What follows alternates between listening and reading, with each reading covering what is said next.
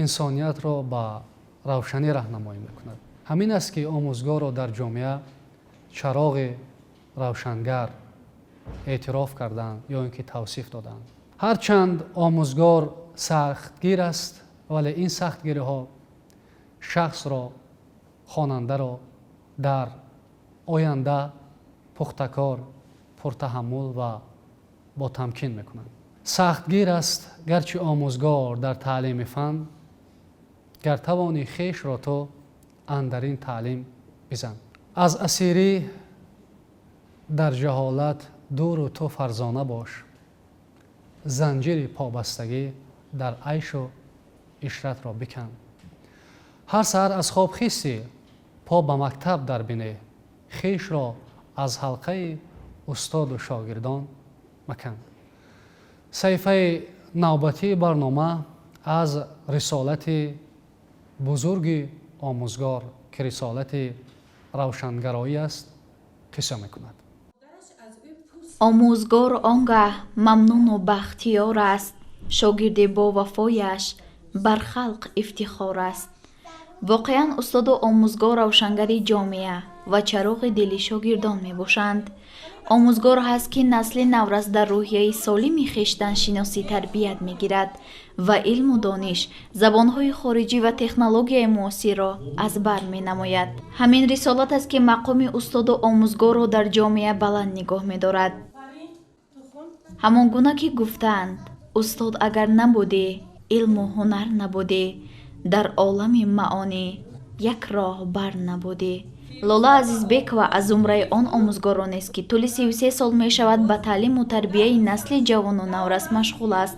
او به صنف‌های ابتدایی درس می گوید. آموزگار اصیل باید کسب خودش را دوست دارد و نسبت به شاگردانش غمخوار و دلسوز و صحت‌طلب باشد. آموزگار باغبانی را میماند که با باوری در باغ زندگی نهال‌ها میشناند و آنها را نگاه و بین و پرورش میکند تا که آن نهال‌ها بارآور شوند و از نهال‌ها میوه‌های شهدآور مردم و جامعه بهره‌ور گردند.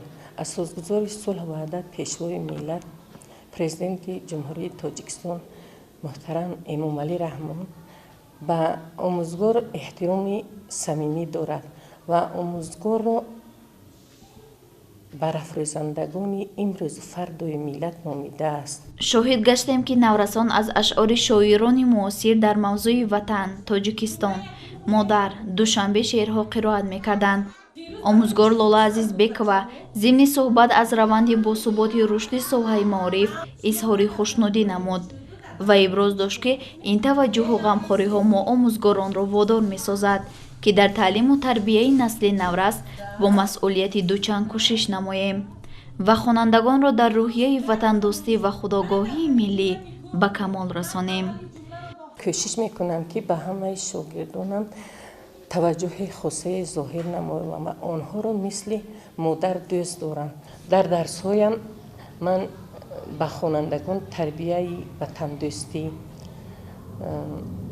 و در ساعت‌های تربیت می‌نم آنها را به دوست داشتن وطن و افتخار وطن تربیت میکنم، وادار میکنم و هر یک درس گذشتگیم در این موضوع صحبت میکنم. نسلی که گذشته خود را می‌آموزد امروز را چنین نسل می‌سازد و فردا را با آرزو و آرمان‌های امیدبخش و تازه می‌نگرد. بیشک در انکشاف ساحه‌های مختلف تأثیر عمیق مثبت می‌رساند. نسل باسواد و دانشمند معمار آینده درخشان است.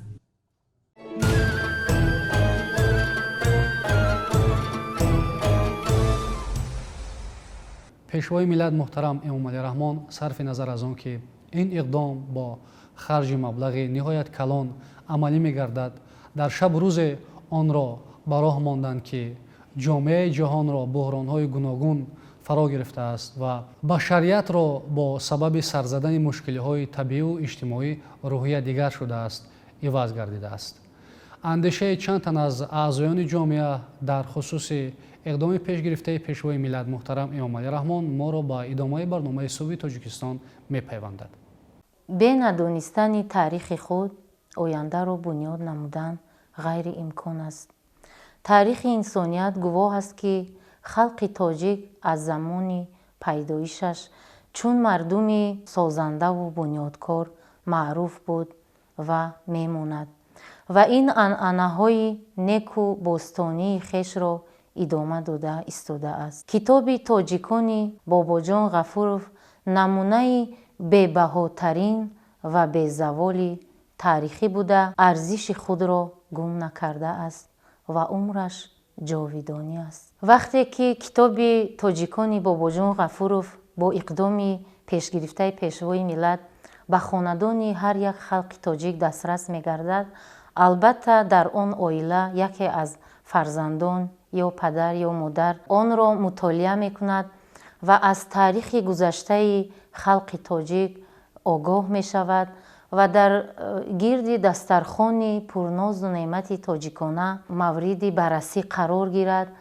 ва аз хондан бо ин китоб шахсият аз урфу одат, маданияти бой, созандагиву ободкории гузаштаамон огоҳ мешавад ва вақте мо огоҳӣ меёбем, албатта бечуну чаро мехоҳем ки наслҳои оянда низ аз ин китоб огоҳӣ пайдо кунанд, таърихи гузаштаи бои хешро донанд, фарҳанги худро, урфу одатҳо ва маданияте ки то имрӯз аз наслҳо ба мо боқӣ мондааст, мерос мондааст, чун гавҳараки чашм нигаҳбонӣ кунем.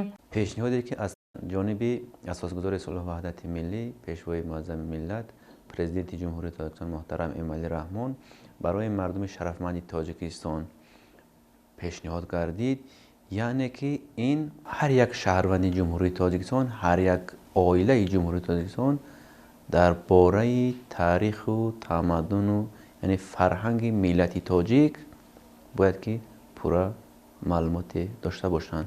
яъне ки ҳадафи асосии ин пешниҳод, яъне ки дар ҳар як хонадони яъне ки шаҳрванди ҷумҳурии Тоҷикистон чоп ва дастрас намудани китоби Бобоҷон Ғафуров Тоҷикон ин як моҳияти бениҳоят бузург дорад. яъне ки ҳар як шаҳрванде ки аз китоби тоҷикони Бобоҷон Ғафуров баҳра мебарад, мутолиа менамояд, пурра дар бораи тамаддуни мардуми тоҷик маълумот пайдо мекунад.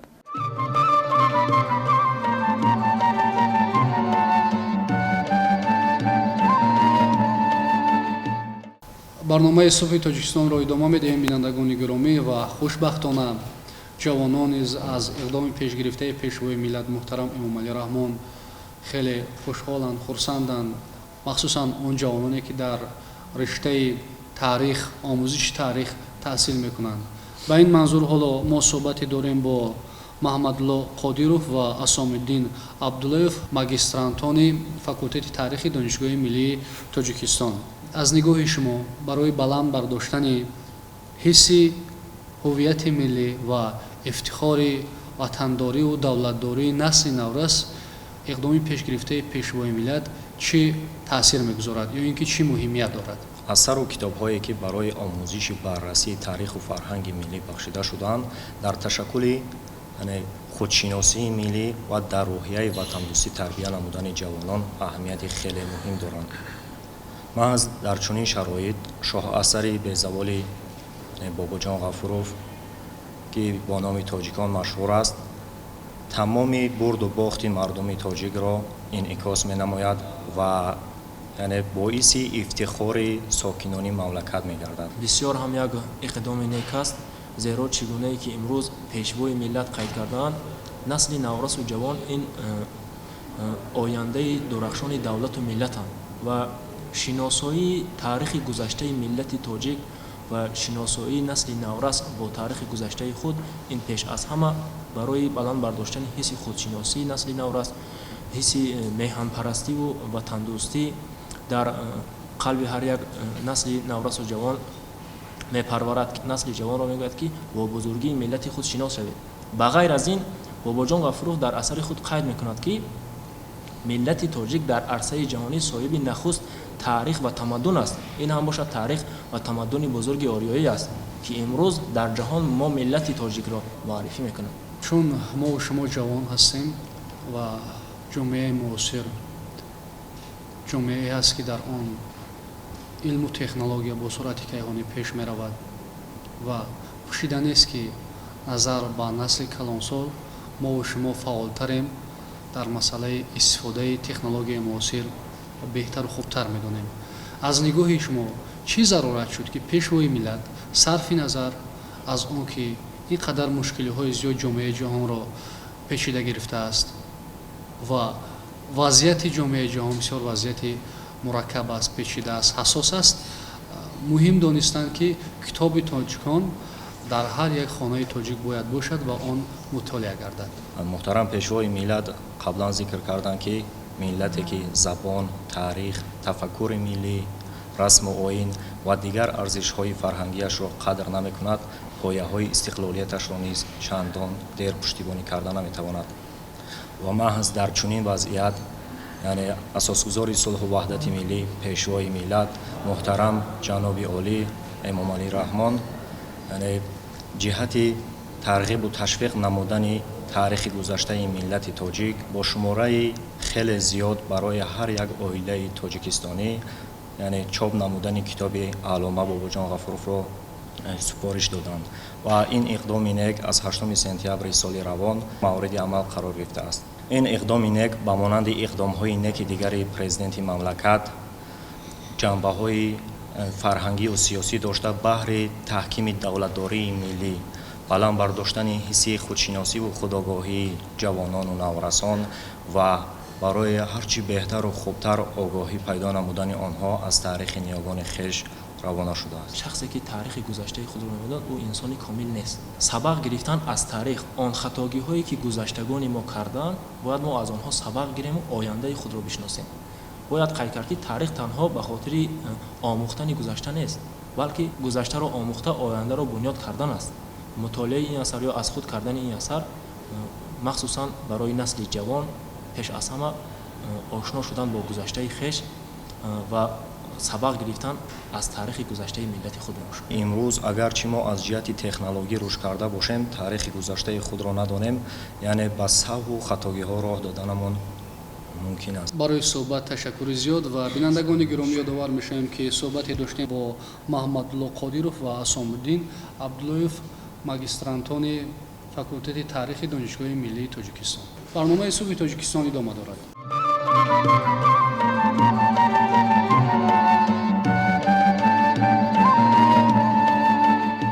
эй кишвари ман, эй сарвари ман, эй даври ман, даврони ман, эй бахти бепоёни ман. ҳунарманди маъруф, ҳунарманди мардумии Тоҷикистон, дорандаи ордени Ситораи Президенти Ҷумҳурии Тоҷикистон Шодравон Зафар Нозим ин сурудро бо садои марғуладор ва хеле пурифтихор месароянд. барномаи имрӯзаи Субҳи Тоҷикистон бошад, ки дар кулвори худ сухан аз андешаи миллӣ, ифтихори ватандорӣ, ҳувият ва ҳифзи арзишҳои милливу дастовардҳои даврони соҳибистиқлолӣ дошт, бо пешниҳоди ин суруд ба поён мерасад. бигзор дар роҳи омӯзиш аз таъриху тамаддуни ниёгон ва дар ин замина таҳким бахшидани ҳисси ифтихори милливу ватандорӣ дар зеҳни насли наврас ва умуман дар зеҳни ҷомеа ва корбаст кардани таҷриба аз таърихи гузаштагони худ, ниёгони худ барои шукуфоии Тоҷикистони соҳибистиқлол дар оянда ва сарбаландии ҷовидонаи мардуми соҳибтамаддуни тоҷик, китоби тоҷикони Аллома Бобоҷон Ғафуров, ки то ҷашни 30-солагии истиқлоли давлатии Ҷумҳурии Тоҷикистон ҳамчун тӯҳфаи Президенти Ҷумҳурии Тоҷикистон пешвои миллат муҳтарам Эмомалӣ Раҳмон ба ҳар як оилаи тоҷик дастрас мешавад, дар ин роҳ дастуру раҳнамои хубе гардад. барномаи Субҳи Тоҷикистон ба поён расид. ҳамеша сарбаланду хонаобод бошед.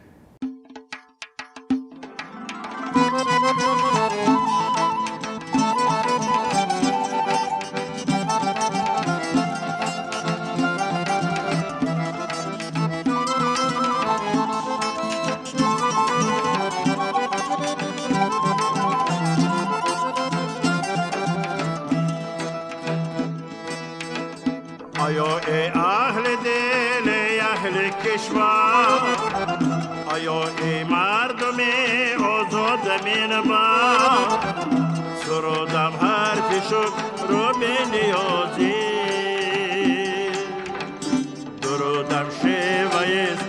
اوریان سرودم حرف شکر رو به نیازی درودم شیوهیست از اوریان ای کشوری ما ای سروری ما ای کشوری ما ای سروری ما ای دوری من دورانی من ای بخت به پایانی من ای دوری من دورانی من ای بخت به پایانی من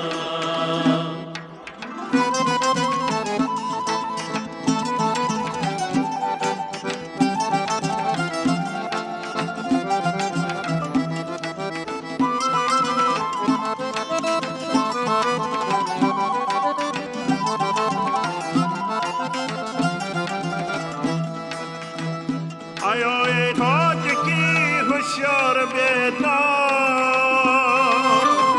بیاید شهرتی پیشین به تکرار تو را راه بزرگانت مددگار وطن دار ای وطن دار ای وطن دار ای کشوری ما ای سروری ما ای کشوری ما ای سروری ما ای دوری من دورانی من ای بخت به پایانی من ای دوری من دورانی من ای بخت به پایانی من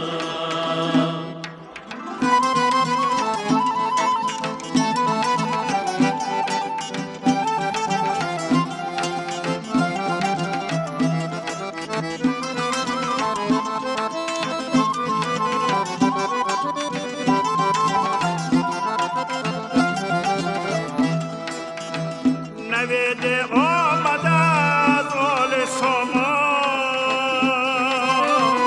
توان یابد صفا از تاجیکستان مبارک شهریار این حسنی شاهی وطن دار ای وطن دار ای وطن دار ای کشوری ما ای سروری ما ای کشوری ما ای سروری ما ای دوری من دورانی من ای بخت به پایانی من ای دوری من دورانی